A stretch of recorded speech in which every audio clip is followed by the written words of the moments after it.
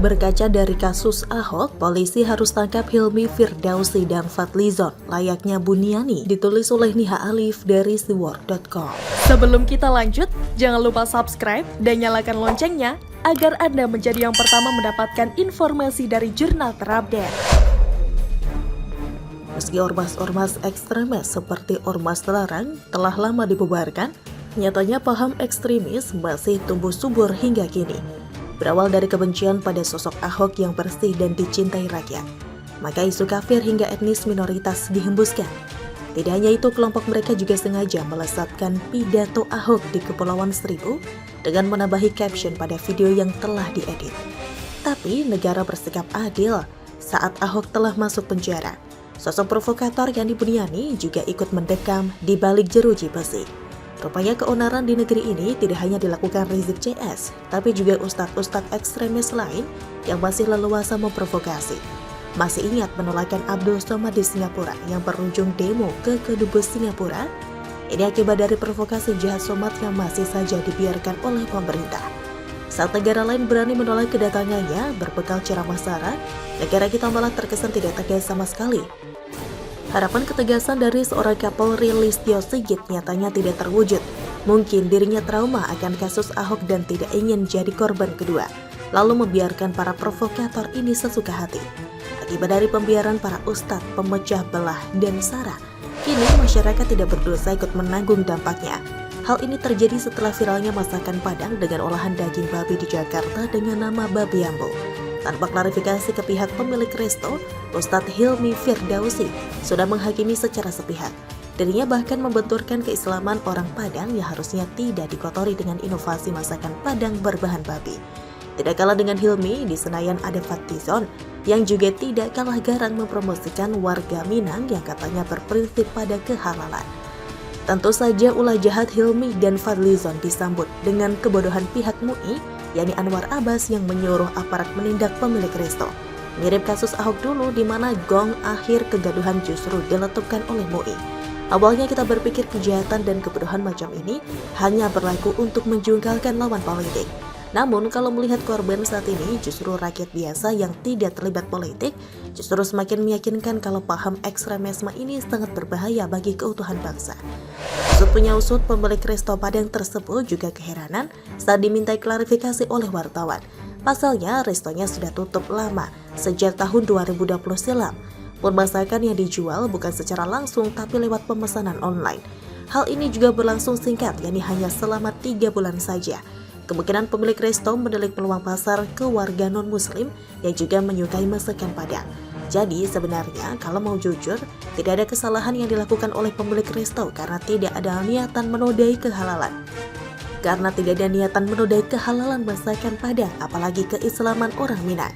Makanya tidak heran kalau polisi akhirnya melepas pemilik resto karena tidak menemukan adanya tindak pidana.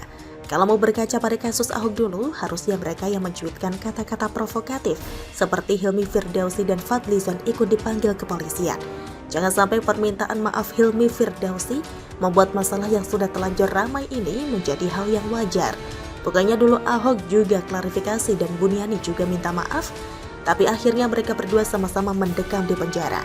Kini, kalau polisi berani memanggil pemilik resto, panggil juga dong Ustadz Hilmi dan Fadlizon untuk menjelaskan cuitan provokatifnya. Pasalnya, provokasi yang ditimbulkan orang-orang tersebut juga memantik kegaduhan lebih jauh. Lihat saja beberapa kepala daerah termasuk Gubernur Jatim Hovifah yang justru melakukan operasi restoran Padang untuk mengecek kehalalan. Nantinya dikhawatirkan tidak hanya masakan Padang dan rendang babi yang jadi sasaran, tapi juga semua produk olahan babi. Meski sudah jelas pemilik warung menuliskan bahan baku babi, tetap saja bisa jadi sasaran amukan massa. Bakso babi dan inovasi produk olahan babi lainnya bisa jadi target berikutnya. Betapa mengerikannya negeri ini ketika kita mengakui adanya 5 agama dan kepercayaan lain, tapi masih mempermasalahkan kehalalan produk yang jelas tertulis non-halal. Kalau polisi tidak berani bergerak menangkap provokator seperti Hilmi dan Fadlizon, kedepannya mereka bisa seenak hati kembali memprovokasi. Korbannya lagi-lagi masyarakat kecil yang tidak tahu menahu. Mereka yang menyambung hidup lewat jualan makanan baik secara offline maupun online dibuat ketakutan kalau menjual barang tidak sesuai standar kelompok ekstremis. Selain itu, miris rasanya jika sekelas Gubernur Jatim ikutan terprovokasi tanpa bisa melihat jauh dampaknya ke depan.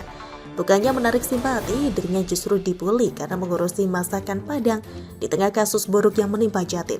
Belakangan ini memang ramai diberitakan banyak hewan meninggal dan sakit akibat penyakit kuku dan mulut atau yang dikenal dengan PMK. Peternak pun harus menanggung banyak kerugian akibat penyakit yang kini mewabah. Alih-alih mencari solusi permasalahan ini, Hovifah malah ikutan mindset kadrun yang dikit-dikit mengkafir-kafirkan dan mengharam-haramkan. Semoga kedepannya ada aturan tegas dari pemerintah yang bisa melindungi pelaku usaha dari serangan kaum ekstremis. Peduli sendiri pernah dimintai klarifikasi soal tulisan penyakit corona yang berasal dari kelelawar. Padahal jelas ada sumber media mainstream. Kata mereka tulisan ini bisa menimbulkan ketakutan pada pemilik resto dengan bahan kelelawar. Anehnya saat berhadapan pada gerombolan ekstremis yang menyerang rendang babi, kepolisian auto mingkem karena kalah garang. Ingat, ketegasan harus berlaku dua arah, bukan hanya mereka yang posisinya lemah. Kalau perlu adakan sertifikasi penceramah dan buat aturan tegas bagi provokator meskipun seorang ustadz dan penceramah kondang sekalipun. Kepolisian tidak perlu takut dengan Abdul Somad, Hilmi Firdausi dan lainnya. Ingat, dulu saat menangkap Rizik juga ada kekhawatiran besar menghadapi pengikutnya yang berwatak preman. Tapi akhirnya kepolisian menang, apalagi kalau hanya berhadapan dengan ustadz-ustadz media sosial yang pengikutnya juga kebanyakan di sosmed. Kalau urusan MUI dan DPR kita serahkan ke pemerintah pusat untuk menggodok aturan bersama. Anggota DPR tidak boleh lagi berkomentar masalah kegaduhan di masyarakat apalagi di Twitter. Karena selama ini cuitan Fadlizon justru banyak adu dombanya ketimbang edukasinya. Termasuk MUI yang harusnya bertindak layaknya ormas lain seperti NU dan Muhammadiyah. Mereka tidak boleh lagi sesuka hati dan merasa jumawa menghakimi sesuatu. Kalau perlu kedepannya ormas ini dibubarkan saja bila dirasa banyak mudarat ketimbang manfaat.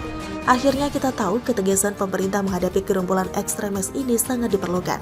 Jangan sampai ketika Jokowi tak menjabat, ulah mereka semakin tidak terkendali. Sudah saatnya ada undang-undang tegas mengenai keberadaan paham ekstremis, khalifah dan lainnya. Jangan sampai kita telat menyadari kehadiran mereka yang bisa jadi semakin tumbuh subur di kemudian hari. Begitulah kura-kura. Habis dengar Formula E, Novel Baswedan minta KPK dibubarkan mencurigakan, ditulis oleh Manuel dari Sibor.com. Sebelum kita lanjut, jangan lupa subscribe dan nyalakan loncengnya agar Anda menjadi yang pertama mendapatkan informasi dari jurnal terupdate. Novel Baswedan kelihatan banget ingin KPK dibubarkan. Padahal dulunya dia maunya KPK itu tetap menjadi tempatnya bekerja dan tidur siang. Dulu dia berkuar-kuar ingin tetap ada di KPK saat badai Pancasila mengusir mereka. Dulu saat adanya tes wawasan kebangsaan mengenai pemahaman dan wawasan Pancasila, Novel Baswedan dan kawan-kawan lainnya gagal. Sebenarnya simpel banget itu terjadi dan ada alasan kuat. Komisi Pemberantasan Korupsi adalah satu lembaga super body yang sangat berbahaya jika diisi oleh orang-orang yang salah dan pemahaman Pancasilanya yang gagal. Makanya apa yang dilakukan di KPK? Antara TNI bekerja sama dengan pimpinan KPK yaitu membuat teks wawasan kebangsaan dengan standar Tentara Nasional Indonesia alias TNI. Saya kira ini adalah hal yang baik untuk menyaring orang-orang seperti Novel Baswedan keluar karena memang diduga kuat dia memiliki kepentingan di dalam lembaga tersebut. Setelah keluar dia pun masuk ke dalam institusi kepolisian yang saat itu dia pernah cibir. Masuk ke tubuh Polri, Novel Baswedan pun masih berkuar-kuar untuk membubarkan Komisi Pemberantasan Korupsi. Dulu dia di KPK juga memang memiliki sebuah indikasi bahwa dia terkesan melindungi saudaranya Anies Baswedan. Beberapa laporan dibuat dengan telapor Anies tapi tidak ada yang tembus. Ada netizen juga yang mencurigai bahwa ada upaya perlindungan terhadap Anies Baswedan. Padahal laporan-laporannya pun sudah diberikan oleh masyarakat kepada KPK pada saat Novel Baswedan ada di dalam. Inilah yang membuat saya agak sayang melihat KPK ketika masih digerogoti oleh polisi Taliban. Sebutan kepada Novel Baswedan dari Bung Neta Espani. Setelah meninggalkan Komisi Pemberantasan Korupsi, Novel Baswedan pun pada akhirnya harus puas dengan statusnya sebagai pegawai negeri di bawah pemerintah. Status ini membuat Novel Baswedan tetap mau cari muka dan kelihatannya dia sangat mendukung akan sepupunya. Lucunya, dia pun datang ke Formula E dan menonton acara buruk itu dan penuh dengan dugaan-dugaan korupsi yang saat ini sedang diselidiki oleh KPK dan juga Kejaksaan Agung. Setelah dia mendengar Formula E, Karena jujur saja saya nggak tahu apa yang dia lihat. Muncul pemberitaan bahwa Novel Baswedan mencibir KPK, mengatakan bahwa kepercayaan publik pada KPK turun karena ulah pimpinannya harus bubar. Saya kira kalimat dari Novel Baswedan ini sangat tendensius dan kelihatan banget gak suka sama KPK dan pimpinannya yaitu Firly Bahuri. Apa karena KPK dan Kejaksaan Agung sedang menelisik dugaan korupsi Formula E? Firly Bahuri adalah sosok yang mungkin memang gak mau memimpin KPK. Karena sampai sekarang belum ada tindakan tegas dari KPK untuk kasus Formula E yang bayar-bayarannya sangat fantastis dan mencurigakan banget. Press release pun sama sekali tidak dilakukan dan minim pemberitaan. Apakah Novel Baswedan melihat bahwa KPK sudah mulai bergerak sehingga dia harus mengatakan KPK harus segera dibubarkan sebelum berhasil membongkar kasus Formula E Anies Baswedan? Kita lihat saja nanti. Tapi saya kira apa yang menjadi tudingan dan ketidakpercayaan rakyat kepada Anies Baswedan sangatlah kuat dan berdasar. Saya kira apa yang dilakukan oleh Novel Baswedan ini tidak lebih dari sekedar membela kliennya.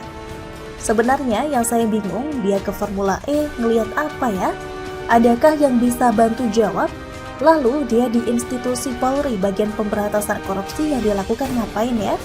Dia seringkali menyerang institusi-institusi yang berseberangan dengan Anies Baswedan dan khususnya yang sedang meneliti kasusnya Anies Baswedan. Begitulah onta-onta. Bagaimana menurut Anda?